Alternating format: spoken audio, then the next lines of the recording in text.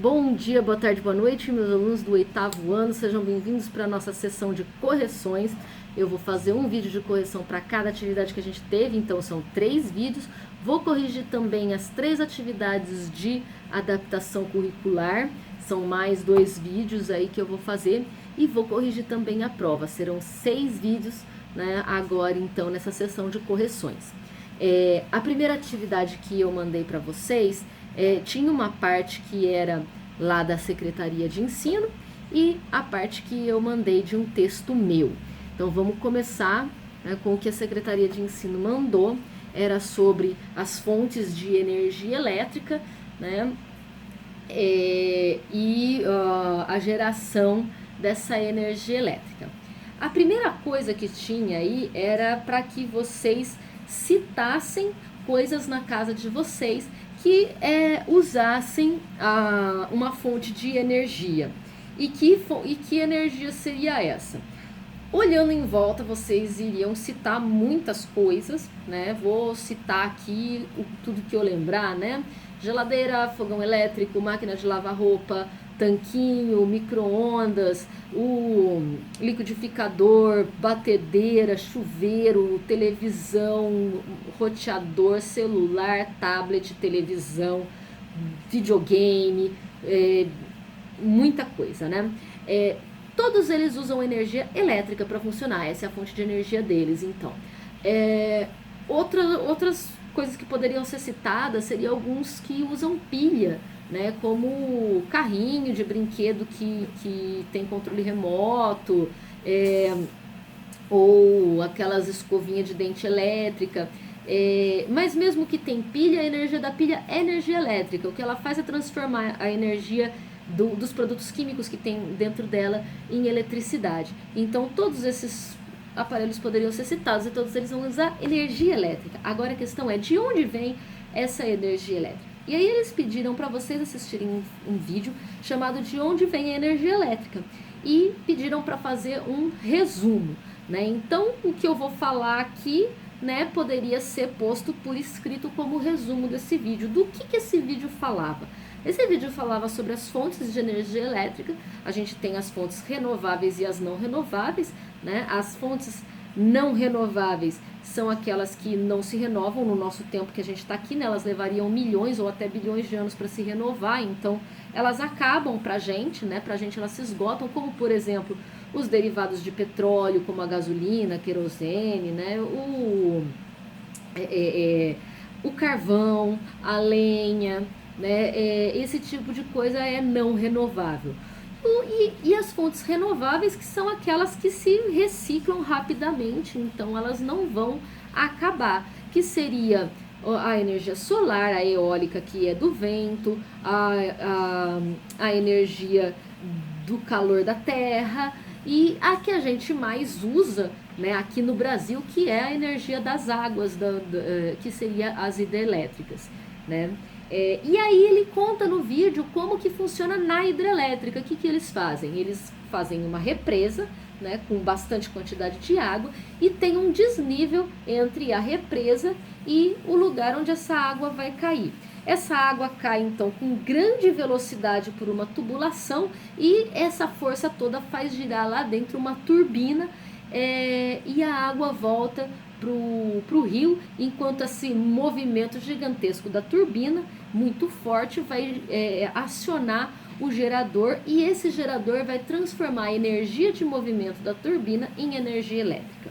A energia elétrica gerada no gerador vai ser mandada para fios de alta tensão, que vai, então, essa energia elétrica viajar até as cidades, onde essa tensão vai ser diminuída por outros equipamentos para poder entrar dentro das indústrias, do comércio ou das nossas casas, com essa tensão menor que a gente chama de 110 ou 220 volts, né?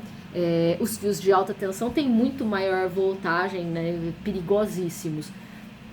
Então esse seria aí o resumo desse vídeo. E na terceira parte ele dá aí para vocês 6 fotinhos de fontes renováveis e pede para vocês pesquisarem e explicarem aqui. Então, aqui a gente tem primeiro a energia solar, que é bem simples o funcionamento dela, né? a luz do sol bate nessas placas que são feitas de silício, e o silício transforma imediatamente a energia da luz do sol em energia elétrica. Ela pode ser usada como fonte de calor ou como fonte de eletricidade. Eu não vou entrar em muitos detalhes, porque na próxima parte do exercício vai falar um pouco mais dos detalhes de cada um.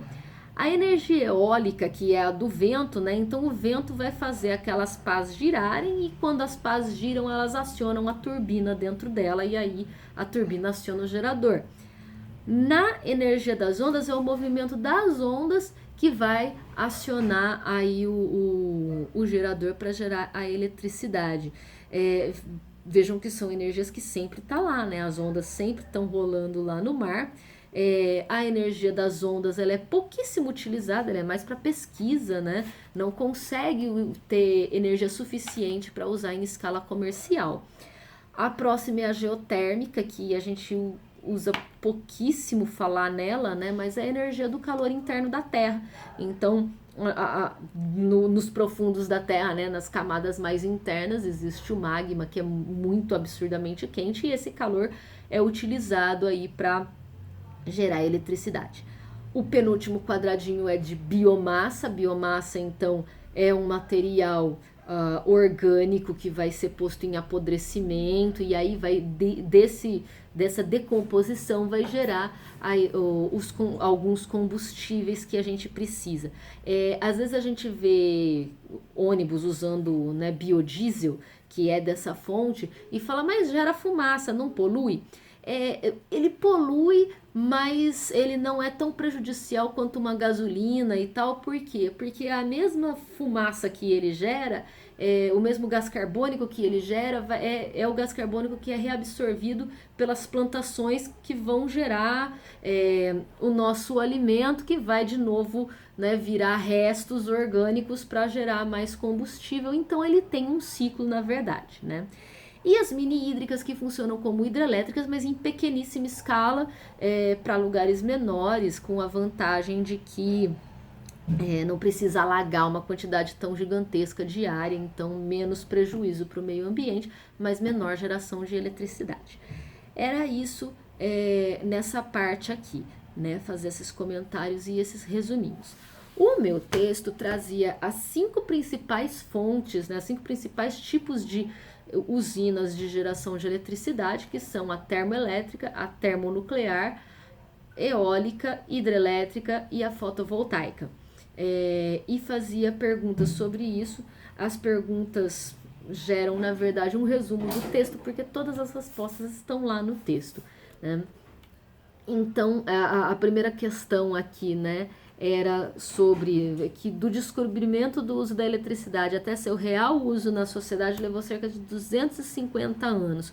O que era necessário que levou tanto tempo para que o uso pudesse ser em escala maior? Então, há uns 400 anos atrás, mais ou menos, descobriram que dava para gerar energia elétrica. Por que não usou já, né? Por que levou tanto tempo? Que foi aí quando acenderam, o que eles acenderam? Luzes para iluminar de noite uma estação de trem em Paris.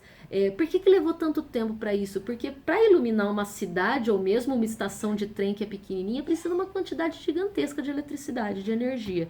Então, 2 coisas que eles precisavam descobrir. Descobrir como gerar eletricidade em grande quantidade, e descobrir como armazenar essa eletricidade em grande quantidade. Então, por isso que levou tanto tempo, levou muito tempo para descobrir como fazer essas 2 coisas.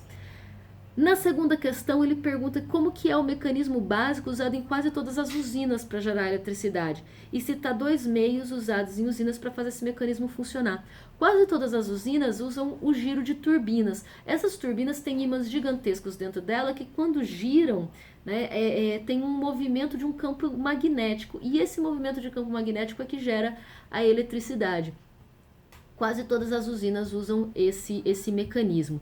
E como acionar essas turbinas seriam as fontes de cada usina, né? Que podia ser o calor da queima de um combustível, poderia ser a queda d'água, o vento, ou a reação nuclear. Da 3 até a 7, a pergunta é exatamente a mesma, só que em cada questão respondendo sobre uma das usinas postas aí no texto, que é explicar o funcionamento dela, dar o ponto positivo e o principal problema de cada uma delas.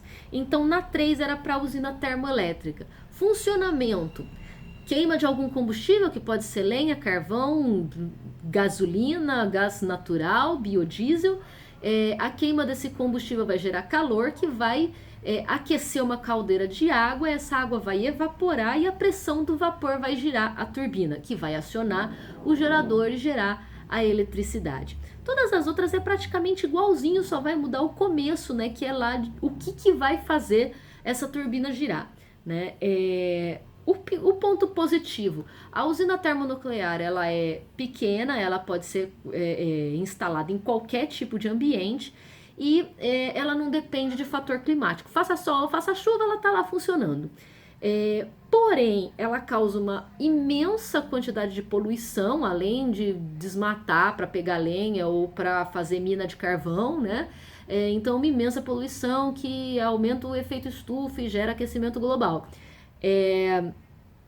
Na 4, então, a termonuclear. A termonuclear também é o calor que vai aquecer a água, que vai fazer vapor, e a pressão do vapor vai girar a turbina. Quem gera o calor é a reação nuclear de elementos radioativos, que é poderosíssima. A grande vantagem: pouquinho material gera uma quantidade absurda de energia elétrica, né? E não polui o ar. O grande problema, mesmo que seja raro, um acidente nuclear causa um estrago ambiental e na saúde das pessoas gigantesco e permanente. Se vocês quiserem saber mais sobre isso, basta pesquisar sobre o acidente de Chernobyl, né? Até hoje não dá para morar lá. A questão número 5 é da hidrelétrica, né? Então, a hidrelétrica, o que vai girar? Então, eu tenho a represa. Dessa represa vai ter a queda d'água em grande velocidade, que vai girar a turbina e acionar o gerador, gerando eletricidade. A grande vantagem é que é uma energia limpa, não causa poluição por queima, porém, ela alaga uma área imensa, matando planta e animal. Então, o apodrecimento, de uma certa forma, gera alguns gases que a gente não percebe. E também desabriga muitas pessoas que moravam ali. Então, causa impacto social também. Mas é uma energia considerada limpa. A 6 é sobre energia eólica. Então, na energia eólica, a força do vento vai girar a pá. Essa pá vai girar a turbina dentro do tubo lá, né? E a turbina vai acionar o gerador, gerando eletricidade. A grande vantagem é que ela ocupa pouco espaço, ela é a mais limpa de todas, é a que menos causa impacto ambiental, não tem poluição nenhuma, os materiais, né, são simples e tal, mas é uma tecnologia muito alta para fazer esse tipo, então ela é caríssima ainda. Além disso, causa um barulho bem desconfortável, não dá para se morar naquela área, né? E também a morte de pássaros que passam pelo lugar lá. Mas ainda é a que causa menos impacto ambiental de todas. E por último, né, a penúltima questão, a fotovoltaica. A fotovoltaica é a única que não gira turbinas. A luz do sol bate no silício da placa e automaticamente gera a eletricidade. Grande ponto positivo é que a gente tem sol o tempo todo, é uma energia limpa, não polui, né? E ela pode gerar uma grande quantidade de eletricidade barata, assim, né? De graça depois que instalou. O problema é que a instalação, a fazer esse material todo é muito caro. E também elas duram muito tempo, né? Dura 20 anos uma placa, mas depois a gente não sabe reciclar esse material, então ele poluiria. As baterias usadas para armazenar essa energia, porque não dá para usar energia à noite, né? Não tem. As baterias para armazenar energia para de noite também iriam poluir, sem contar sem contar a exploração social nos lugares que mineram o silício. Eu vou pro próximo vídeo porque esse aqui vai dar muito tempo e o YouTube não vai me deixar postar com mais de 15 minutos. Até já!